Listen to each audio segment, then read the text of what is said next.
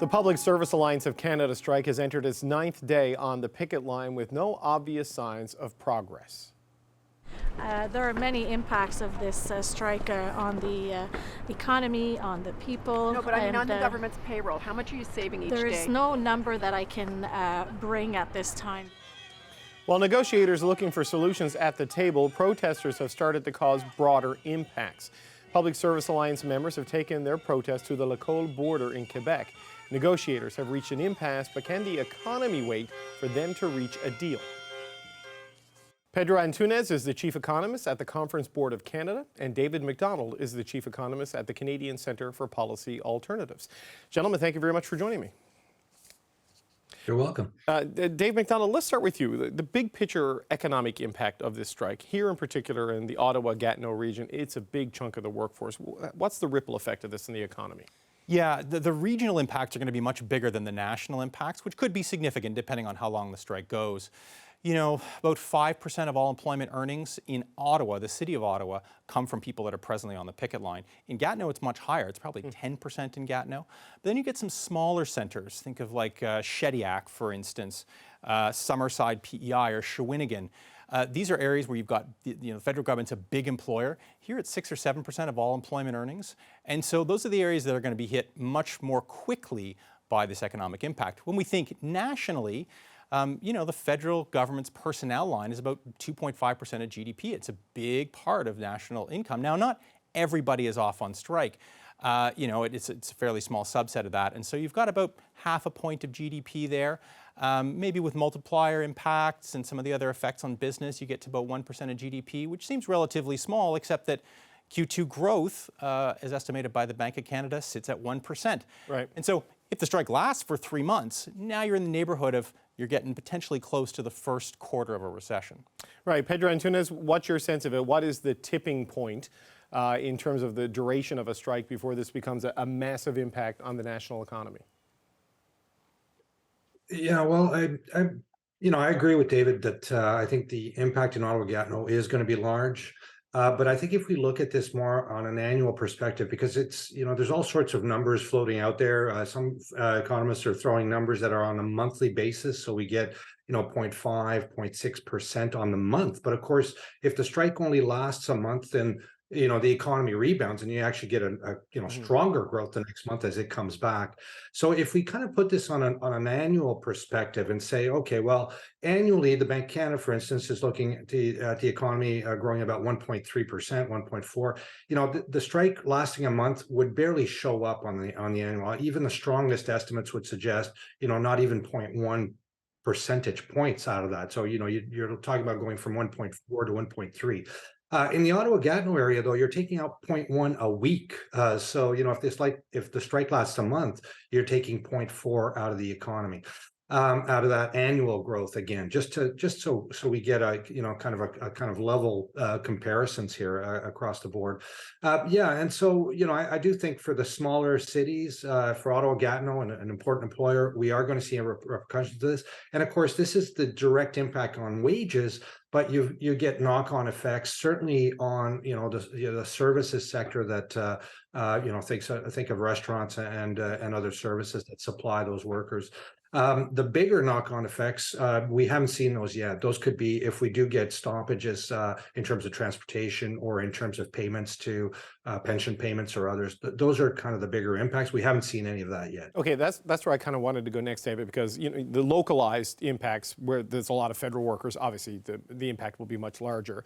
But we are seeing targeted picketing at ports, for example. There's one at the border crossing between Quebec and the U.S. at Lacolle today. If you start interfering through the strike action with the cross-border shipment of goods, farmers are frustrated potentially on the impact on grains. What's the knock-on effect potential of that? Yeah, certainly as the strike stretches out over a longer period, you've got potentially much more targeted action where it's not just about picketing downtown Ottawa or picketing office buildings here in Gatineau, but it's about much more direct action that attempts to raise the profile of the strike. I mean, the strikers don't want to be out on strike. They'd like to be back working and they'd like to get to an agreement.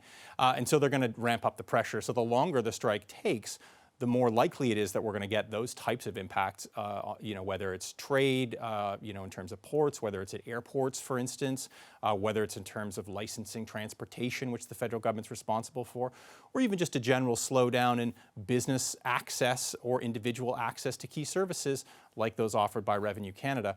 The longer it takes, the more these specific actions will be taken that will have other effects outside of just salaries and revenues and the expenditure of those in the economy. Right. So Pedro Antunes, how significant would the disruptions have to be at border crossings or at ports before people really started to feel it? Yeah, and again, I like, who knows how much action we'd see on that. I think obviously, the unions and the striking workers, they want to be conscious of public opinion around this. So, who knows how much action will be taken.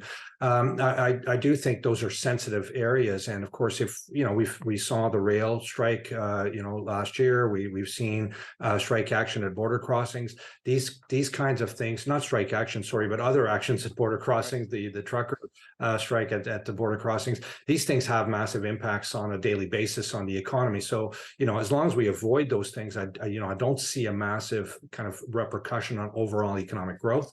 But who knows if we'll see some of that happening or not? I just, too early to comment, I think, on that. Right. So Dave MacDonald, the negotiations themselves, wages are a big chunk of the issue. Mona Fortier, the Treasury Board president, is essentially saying that 9% is the ceiling of what the government can offer. The union came in wanting 13.5%. What are the risks there to the fiscal picture for the government if they go above 9%? And what are the risks there on the inflationary picture if they go above that? Yeah, so over these 3 years, inflation alone, if we take the Bank of Canada's estimate for 2023, is going to be 13.6%. Yep. And, the union's asking for 13.5. They're in essence asking to not take a pay cut once you include inflation. If the raise is only 9%, then they're going to take a real pay cut vis-a-vis inflation because their dollars that they're making are worth less.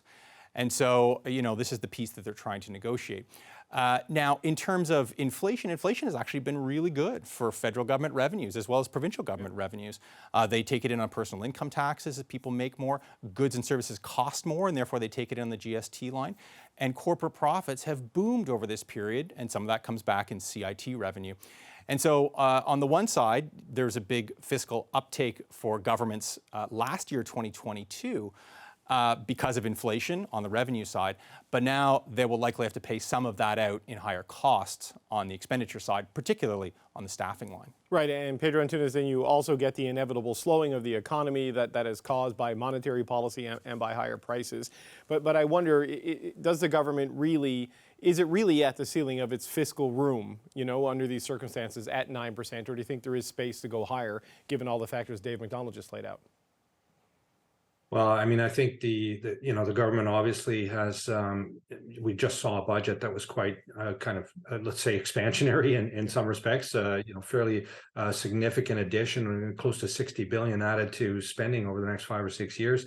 There's always room to maneuver here if the government looked to do so or wanted to do so.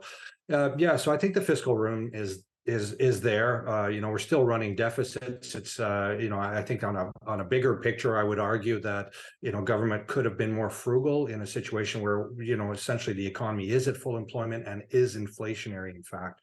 And of course, the central bank is really trying to push against this kind of excess growth or excess demand that we have in the economy currently. So I think the bigger question mark is around whether the agreement here comes about from this negotiation, whether that is going to drive higher wages in other areas of the economy.